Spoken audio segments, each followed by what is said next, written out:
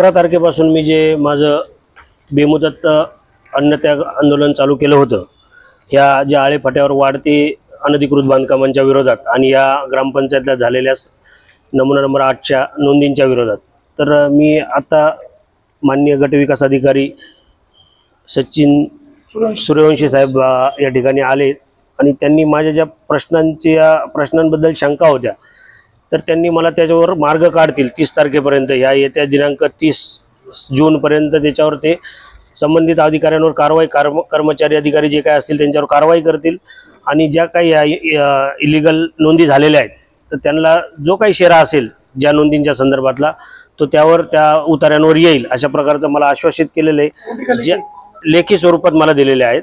आणि ज्या काही अनधिकृत बांधकामावरती कारवाई, नोंदींवर कारवाई ते करण्याचं आश्वासित केलेलं आहे. माझ्या 1 ते 8 मागण्यांचं पत्र मी त्यांना दिलेलं आहे आणि त्या अनुषंगाने त्यांनी मला लेखी पत्र या ठिकाणी दिलेलं आहे.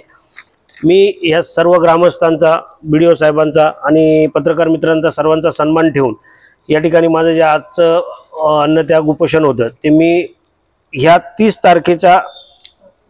तारखेपर्यंत, जसं साहेबांनी 30 जून 2024 पर्यंत जसं साहेबांनी सांगितलं, सूर्यवंशी साहेबांनी, यावर कारवाई जर झाली नाही मी आज स्थगित करतो हे आंदोलन. पण जर हेच कारवाई जर झाली नाही तर याहीपेक्षा मी मोठ्या स्वरूपात आळेफाटा चौकात या विषयाच्या विरोधात बसेल. मी एवढं सांगून मी सर्व पत्रकार मित्रांचा आभार व्यक्त करतो. साहेब, तुम्ही आलात त्याबद्दल देखील धन्यवाद. आज वडगाव आनंद या ठिकाणी आळेफाटा आणि परिसरातील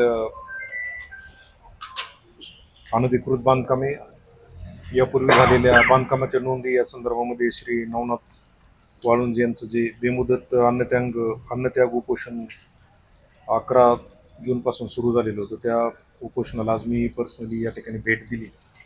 त्यांचे जे मुद्दे त्यांनी उपोषणाच्या पत्रामध्ये नमूद केले होते त्या अनुषंगाने त्यांच्याशी सविस्तर चर्चा केलेली आहे.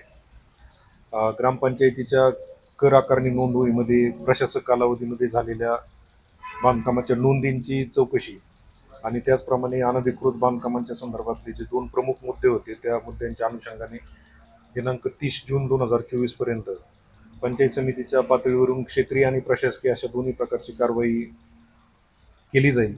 त्यासाठी 2 आठवड्यांची मुदत प्रशासनाने त्यांना मागितलेली होती. त्यांनी सकारात्मक प्रतिसाद देत त्यांचं आजचं उपोषण स्थगित केलेलं आहे आणि त्यांना आश्वस्त केल्याप्रमाणे दोन्ही पातळ्यांवरची कारवाई 30 जूनपर्यंत पंचायत समितीच्या स्तरावरून निश्चितपणे पूर्ण केली जाईल. राजकारण, समाजकारण, शेती उद्योग, गुन्हेगारी यातील नवनवीन घडामोडींसाठी आजच हिंदवी न्यूजला सबस्क्राईब करा आणि बेल आयकॉनवर क्लिक करायला विसरू नका. महाराष्ट्रातील एकमेव निपक्षपाती चॅनल म्हणजे हिंदवी न्यूज, सर्वसामान्यांच्या न्याय हक्कासाठी.